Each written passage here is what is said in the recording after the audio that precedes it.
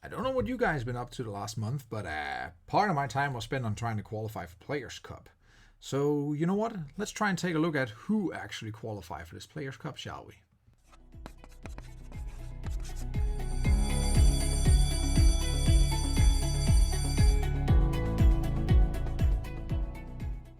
Hey guys, and welcome back for another episode of Pokémath. We're now already at episode 14. It's been going on for quite a while, and I hope you guys still liking it.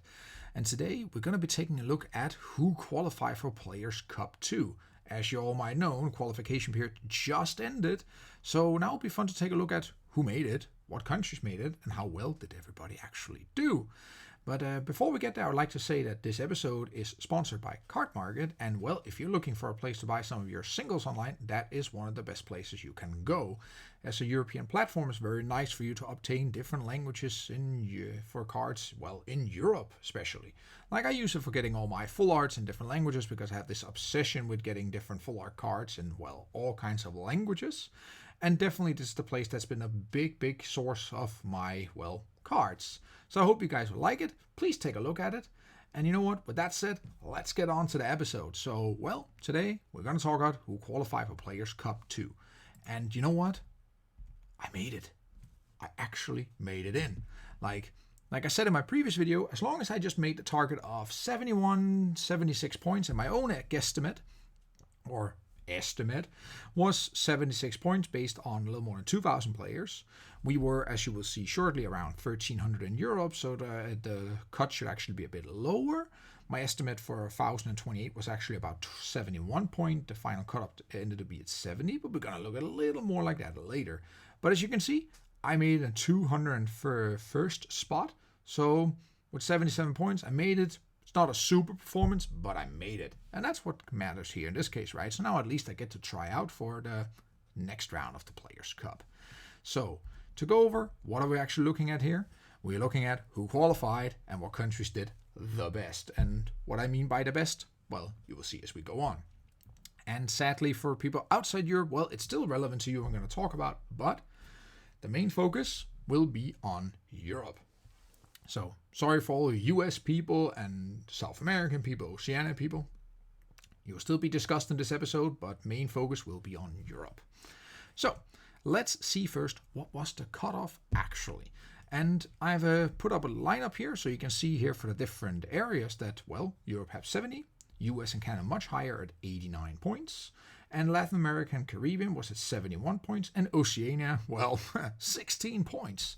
And even so, they only needed instead of 256 players, it was only for top 128, but this just shows there's so many, so much fewer players over there than we have in all the other zones.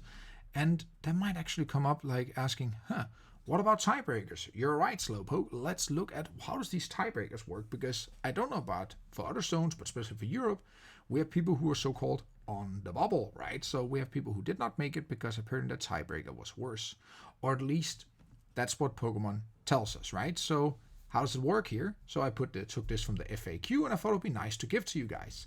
So if two players or more have the same points after the qualification period is done, in this case, they will rank after first who has most first places, so who actually won the most event. If the number is still even, they will look at then second places, and then third places, and fourth places. And well, third and fourth places, first of all, is probably determined about who actually won the event afterwards. That's how you determine that. Suppose they're still even after that, then they tell us here that it'll be listed in a random order. That's actually really interesting because right now we are not even sure if that is actually the case for players on the list. We don't know whether they're just going to show with the same ranking, so 256 and 256, or show 256, 257, but we don't know whether both are invited. And even if both are invited, it's actually very interesting what's going to actually happen when we go to the main event, or what we call the main event, the next stage of Players Cup 2. Will first seed get a bye, or will they first play a preliminary round? These two or even more people that qualified on the bubble, say, that was even on tiebreakers. We don't actually know how Pokemon is going to treat this, and easy is it if they don't even have to, but suppose there were players that were still equal after these 4 tiebreakers. It's interesting, but let's see if that's actually going to be the case. And, well, not even sure. And for you, Slowpoke, that's your answer. Now you know. Ah, very well. Here, take a hat. And then you're now smart, I hope. At least you learned something. And with that said, let's go on to, well, the next part of this one here. So first, before we look at who qualified, how many actually participated. And this is where the focus will turn a little to Europe. I would like to note out that I have, put some countries together. Guernsey and Isle of Man are all added to the UK. And sorry for mispronouncing anything here. I am terrible at pronouncing, but hey, as long as we know what we're talking about. So they're all put in the UK simply for simplicity. And 4 people start like, oh, that doesn't matter. Actually, 1 qualified from one of the Channel Islands. So that's actually really interesting. 1 made it through. There was also a player from Isle of Man actually participating here. Unfortunately for him or her, the player did not qualify. But actually there was a participant from one of the islands. And we even see that Malta, with otherwise the smallest, with 4 participants, actually tried out to, see if they can qualify for Players' Cup. And this is a nice little map and all, but I know how you guys actually like your pie charts. So I actually made a nice little pie chart here just to give a nice overview of how it's actually distributed. And of course, the main chunk coming from the UK, that's not so surprising that they have the most people who tried. That is where most of the players are found. But I don't know about you, but I found it very interesting that Italy came in second. I will not believe Italy coming in second, but hey, we had 265 people who actually gave it a go, which makes up for, about 20%, which is quite a big chunk of players who actually tried out for this event. And then, of course, we have a huge group of others that totals up to 291. That's anything with, I believe here, less than 5%. And here we have a huge, number of much smaller countries with much smaller, level of participation. Take some examples. Portugal 37 and Portugal 29, Poland with 37, Denmark with 29, and Belgium with 44. I've used the abbreviations found on the Pokemon website just to be consistent with what they do, because some of the country codes are different depending on where you look, but I used the one that was used on the official Pokemon website. So we see here Europe is pretty well represented, and it's also fun to see how this actually spreads out. And I would like to make a note about Malta. It does say 4, that's 0%. It's just because it's rounded down to, whole numbers. So it will show a 0%, but it's just a very small number. Well, that shows how many participate and how they actually distribute themselves over these countries. And now the question is, who qualified? And of course for Europe we had 256, and how was that divided? The map here shows where each of these spots were, given in that sense. So for instance, to take some examples, starting with UK, that is the biggest supplier of people qualifying for the event, which, is not so surprising given the fact that they actually had the most players trying as well. So we see 63 players made it from the UK, and this of course also includes that 1 person from one of the Channel Islands. Very, very well done. And we got 1 player from Malta and the other end of the spectrum, and then otherwise it distributes as well fairly well over Europe. We see 17 from Germany, 17 from Netherlands, 16 from France, for instance, and 16 from Spain, just to name a few.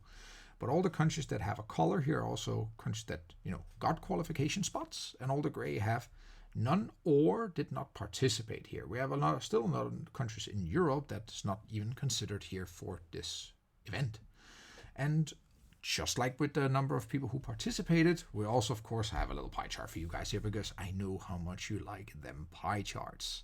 So we see here again, the majority here comes from Great Britain with 24%. But now a quick look will say, hey, Italy actually came a lot closer this time, and because Italy was only 20% players that participated, but 23% of the qualification spots came there. So they have a pretty good conversion rate, so to say. And actually, that's what we're going to be looking at now in just a moment. But just to give a few more seconds, you can also pause the video, of course, and take a look at, how did my country do, and how many players actually qualify from where I'm from. In my case here, I'm from Denmark, although I live in the Netherlands, so I will look at both. In this case, we see, 8 people from Denmark. Well done, guys. And I look over Netherlands, 17 people. Very, very nice. It's pretty damn well represented, I think. And you know what? With that said, let's look at how countries actually did in comparison to one another. And, the way I'm just going to do this in a very simplistic way. So we're going to keep it a little simple. We're just going to talk about a so-called conversion rate. The way I just calculate that is just take the number of qualified players and divide it by the number of people or players who participated from the given country. And for that, I've made up the following table here. This is just alphabetically ordered, and you quickly see, okay, number of qualified people, number of players, and this, well, percentage I calculate just by multiply by 100 to get a nice percentage value, rounded to 2 decimals. This, of course, can be a little hard to just look at and figure out, how is my country doing compared to others? So I made a nice little chart here where I ranked them, putting in order here to see what country actually did the best. And a huge congratulations to Norway for having the highest conversion rate.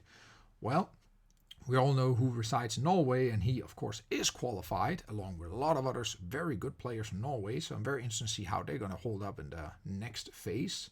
We see, actually, surprisingly, that Greece comes in second.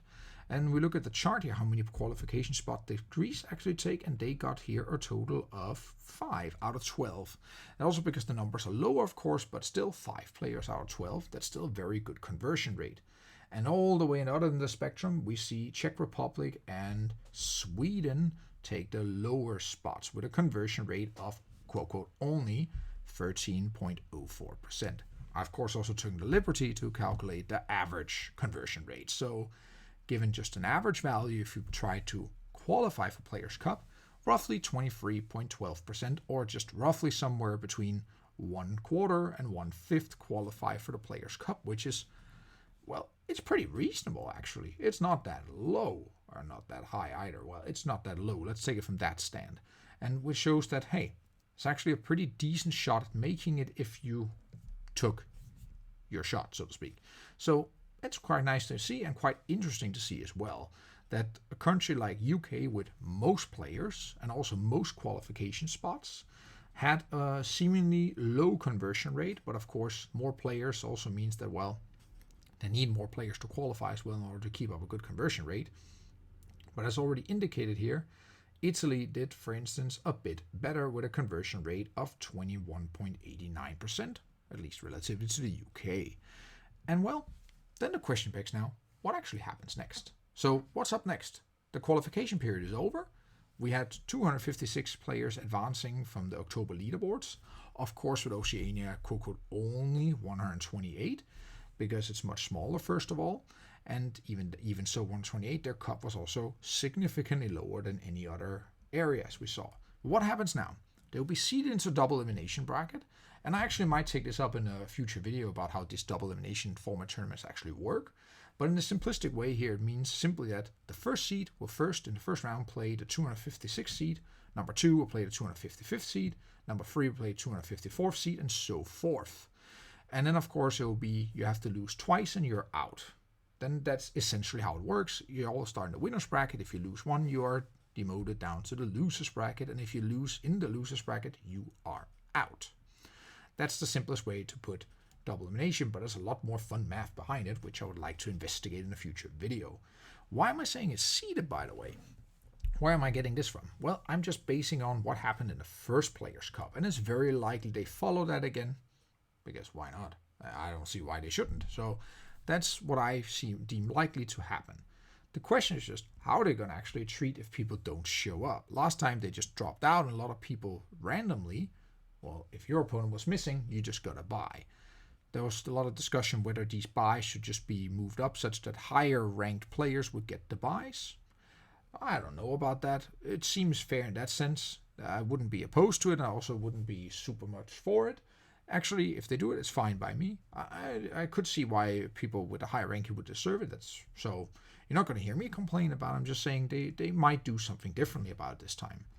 And then, of course, we are playing over 2 days this time. So on the first day, which is November 7th, we play in each region down to 16 players. And that's not just 16 the winner's bracket, I believe that's 16 overall. And again, I will investigate that in a future video regarding double elimination brackets, if I decide to do so. I think it's a good idea. Let me know if you think it's a good idea. And then on the second day, a week later, we play down to the final 4 in each region. All these final 4, regarding whether you're in the winners or loser bracket, just among the final 4, you all get seeded anew into the global finals. And I believe these global finals, the bracket made here, I'm not sure if that's random or not, but I believe they might just be seeded according to your position in your regional finals. So that's going to be interesting to see. And I think, yeah, that's I would looking forward to see how this is actually going to go. So as you see this time here, Oceania got an additional spot instead of this invitational. And that means, quote, quote, the easiest area to qualify from is Oceania simply due to the fact there's just fewer players there. But it'll be interesting to see who's actually making it through. I believe, in this case, Oceania, I believe that they did very well in the first Players' Cup. Just on top of my head, they did outstanding performance, I believe. So, just because they come from a small region doesn't mean they're worse players at all. In fact, I would be scared of everybody here. I think everybody's doing a fantastic job so far. And you know what? With that said, I will look forward to see actually how it's going to go. And, what did we learn today? We learned the following. Well, how many qualify from each country, and this especially for a European point of view, of course. So again, sorry for non-European citizens in this case, or people participating in other zones. I decided just to do this for Europe because, well, Europe. Woo! And we also looked at which country had the best conversion ratio.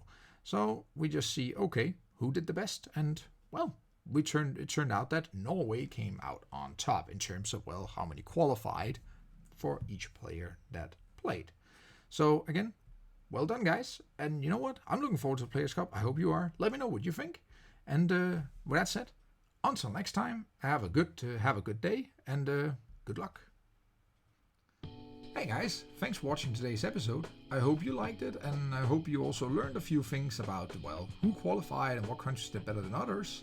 And, well, if you have any suggestions for, well, something I missed or something you like, dislike, or whatever, it's all fine. Please put it in the comment section below. I'll be happy to hear your opinion. And I'd also like to take this moment to thank Cardmarket for sponsoring this video. If you need a place to go and buy your singles, I would definitely recommend going there. I've gotten a lot of my singles from there, and, well, I couldn't be happier. So thanks again, Cardmarket. And with that said, thank you all again for watching this video, and until next time.